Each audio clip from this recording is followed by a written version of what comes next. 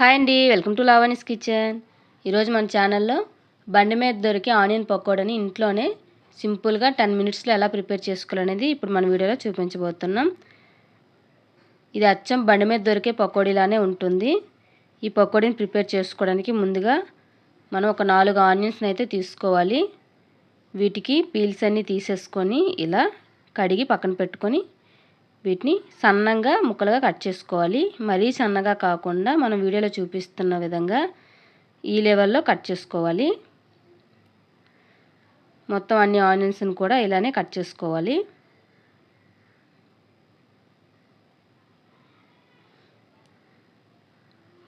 చూడండి, ఆనియన్స్ అన్ని కట్ చేసుకున్నాం కదా.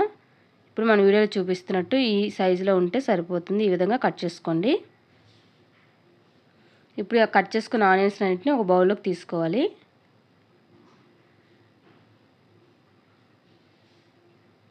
అలాగే మనం ఇక్కడ ఒక 4 పచ్చిమిర్చిని కూడా ఇలా పొడుగ్గా కట్ చేసుకొని తీసుకోవాలి. ఈ మిర్చి మరీ పొడుగ్గా అనిపిస్తే 2 ముక్కలుగా కట్ చేసుకోవచ్చు. ఇలా మిర్చి కూడా కట్ చేసుకున్న తర్వాత మనం ఆనియన్స్ తీసుకున్న బౌల్లోకి ఈ మిర్చిని కూడా తీసుకోవాలి. అలాగే ఇందులోకి మనం రుచికి తగ్గ సాల్ట్ని వేసుకోవాలి. అలాగే 1 స్పూన్ వరకు కారాన్ని కూడా వేసుకోవాలి. అలాగే కొద్దిగా ధనియాల పొడి వేసుకోవాలి. అలాగే వేయించిన జీలకర్ర పొడిని కూడా ఒక 1/2 స్పూన్ వరకు వేసుకోవాలి. ఇందులో కొద్దిగా వాము, 1 స్పూన్ వరకు వామును కూడా వేసుకుందాం. ఇక్కడ జీలకర్రని యూజ్ చేసుకోవాలంటే చేసుకోవచ్చు. ఒక చిటికెడంతా బేకింగ్ సోడాను కూడా వేసుకోవాలి. అలాగే ఫ్రెష్ అల్లం వెల్లుల్లి పేస్ట్ని కూడా వేసుకోవాలి. కొంచెం ధనియాలను కూడా ఇలా నలుపుకొని వేసుకోవచ్చు. దీనివల్ల ఫ్లేవర్ బాగుంటుంది. వీటన్నింటినీ బాగా నలుపుకుంటూ ఇలా కలుపుకోవాలి. ఆనియన్స్ అంతా విడివిడిగా అయ్యే వరకు దాన్ని మనం వేసిన అల్లం వెల్లుల్లి పేస్టు, సాల్టు, కారం మొత్తం కలిసే విధంగా ఇలా కలుపుకోవాలి.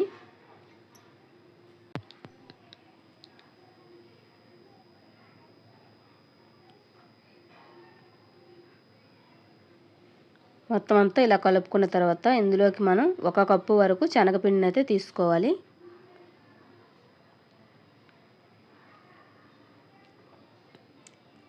అందులోకి మనం 1/4 కప్పు వరకు బియ్యం పిండిని కూడా తీసుకోవాలి.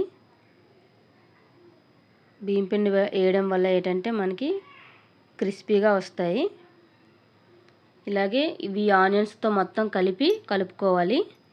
ఇందులో మనం వాటర్ అస్సలు వేయకూడదు. ఇలా ఆనియన్ వాటర్తోనే చూడండి ఎలా అయిపోయిందో, మొత్తం పిండి అంతా కలిసిపోయింది.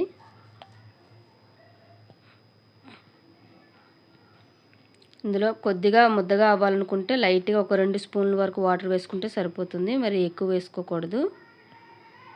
ఈలోగా మనం డీప్ ఫ్రైకి సరిపడా ఆయిల్ని వేసుకొని కాగనివ్వాలి. ఇలా ఆయిల్ వేసుకున్న తర్వాత అది మరిగేలోగా మనం పకోడీని ఎలా వేసుకోవాలనేది చూపిస్తున్నాం.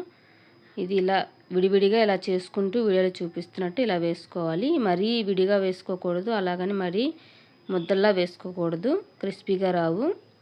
ఇప్పుడు ఆయిల్ మరిగిన తర్వాత ఇప్పుడు వీడియోలో చూపించిన విధంగా ఇలా పకోడీలు అనేది మనకి ఆయిల్ సరిపడా మనం వేసుకోవాలి.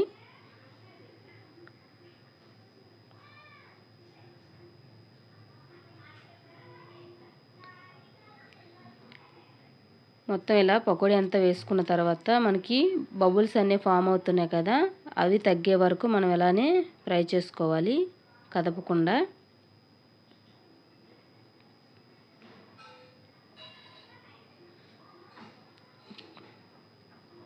కాస్త ఫ్రై అయిన తర్వాత మనం టర్న్ చేసుకుంటూ ఫ్రై చేసుకోవాలి.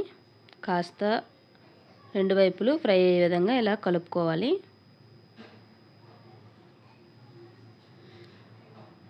మనకి పకోడీ అనేది 95% ఫ్రై అయితే సరిపోతుంది. ఇలా గోల్డెన్ కలర్ వచ్చే వరకు ఫ్రై చేసుకున్న తర్వాత ఇలా తీసేసుకోవాలి.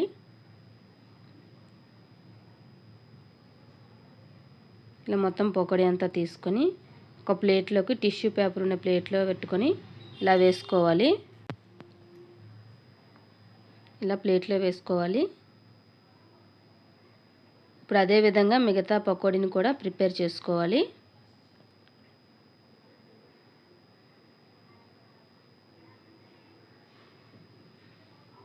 మొత్తం పకోడీ అంతా ప్రిపేర్ చేసుకొని మళ్ళీ అదే విధంగా ప్లేట్లో వేసుకోవాలి.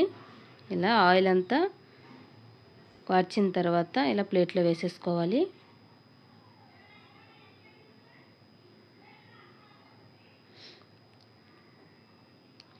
చూడండి, మొత్తం పకోడీ అంతా ఇలా ఫ్రై చేసుకున్నాం. ఇప్పుడు ఇందులోకి ఒక గుప్పెడంతా కరివేపాకును కూడా ఇలా ఆయిల్లో ఫ్రై చేసుకొని పకోడీలో వేసేసుకోవడమేనండి. అంతేనండి, మనకి సింపుల్గా బండి మీద దొరికే గట్టి పకోడీ అనేది మనకి రెడీ అయిపోయినట్టేనండి. నచ్చితే లైక్ చేయండి, షేర్ చేయండి, సబ్స్క్రైబ్ చేసుకోండి. Thanks for watching.